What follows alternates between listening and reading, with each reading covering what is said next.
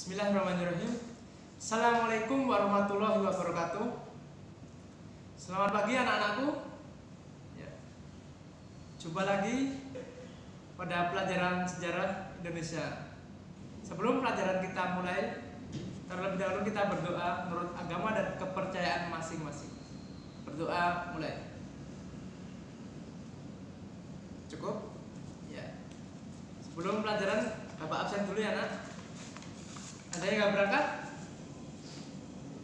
Eria Kumalat Dewi, Muhammad Fahrul Roji, Rika Afrianto, Siti Sofiah, Hamam, Faisal, Taufik. Hadir semua kan? Ya. Pelajaran minggu lalu kita bahas tentang proses sebelum kemerdekaan Indonesia.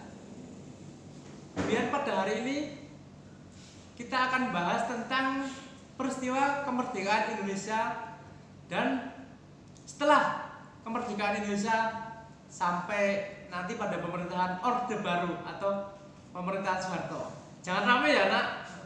Kita dengarkan. Ya. Kemudian pada masa kemerdekaan Indonesia,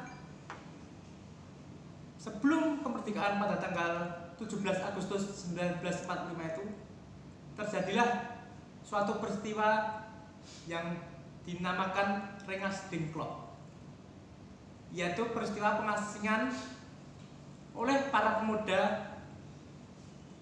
Para pemuda itu mengasingkan Soekarno untuk dibawa di Jalan Pegangsaan Timur nomor 11. Pada saat itu Soekarno yang didampingi oleh Bung Hatta itu memproklamasikan, disuruh segera memproklamasikan kemerdekaan Indonesia, yang dimana Soekarno membacakan naskah teks proklamasi yang dibacakan oleh Sayuti Melik. Kemudian tepat jam 10.00 waktu Indonesia Barat, Soekarno membacakan teks proklamasi didampingi oleh Muhammad Hatta yang diketik Sayuti Melik. Ada yang tahu bunyi teks proklamasi itu seperti apa? Kalau ada yang tahu, bisa maju ke depan, bacakan teks proklamasi. Ayo. Martina tahu nggak? Ya. Nggak ada yang tahu. Ya. Teks proklamasi bunyinya seperti ini. Proklamasi, kami bangsa Indonesia dengan ini menyatakan kemerdekaan Indonesia. Hal-hal yang mengenai pemindahan kekuasaan diselenggarakan dengan seksama dan dalam tempo yang sesingkat-singkatnya. Jakarta, 17 Agustus 1945, atas nama bangsa Indonesia, Soekarno-Hatta.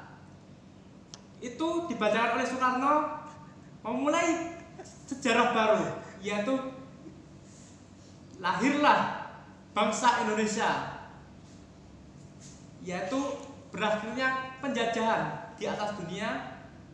Indonesia secara resmi, secara de facto dan de jure sah diakui oleh dunia internasional, yaitu merdeka.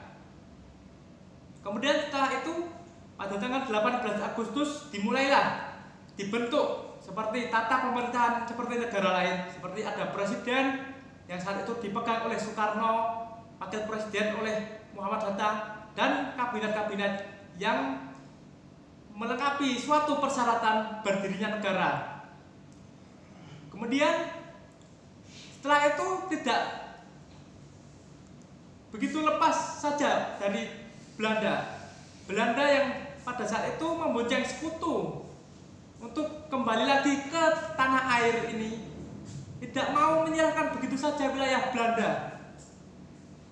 Kemudian Belanda yang dengan liciknya strategi ingin menguasai wilayah yang dulu namanya Hindia Belanda tersebut, kembali juga mendapat perlawanan dari Tentara Nasional Indonesia yang pada saat itu tentara Indonesia juga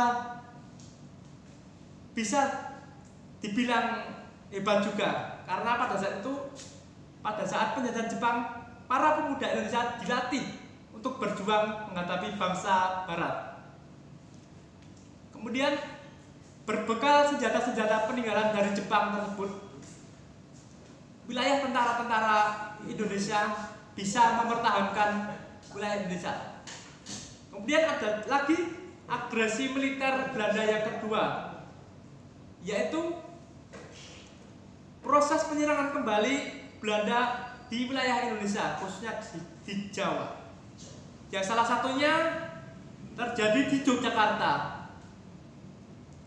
yang terjadi pada tahun 1948 sampai 1949.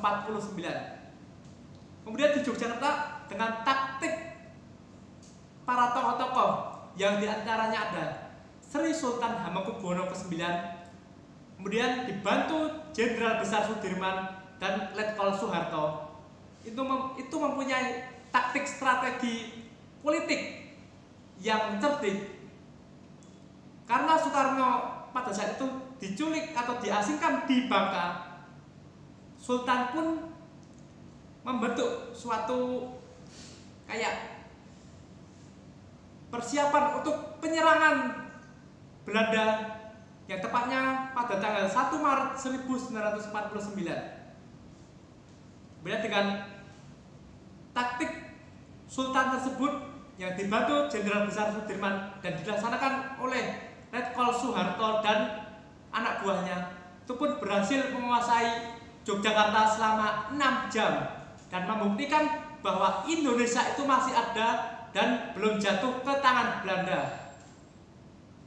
Kemudian akhirnya Belanda mau mengakui Indonesia dengan berbagai syarat lewat konferensi meja bundar atau KMB yang diselenggarakan di Den Haag Belanda dan di Jakarta. KMB tersebut dilaksanakan pada tanggal 17 Desember tahun 1949.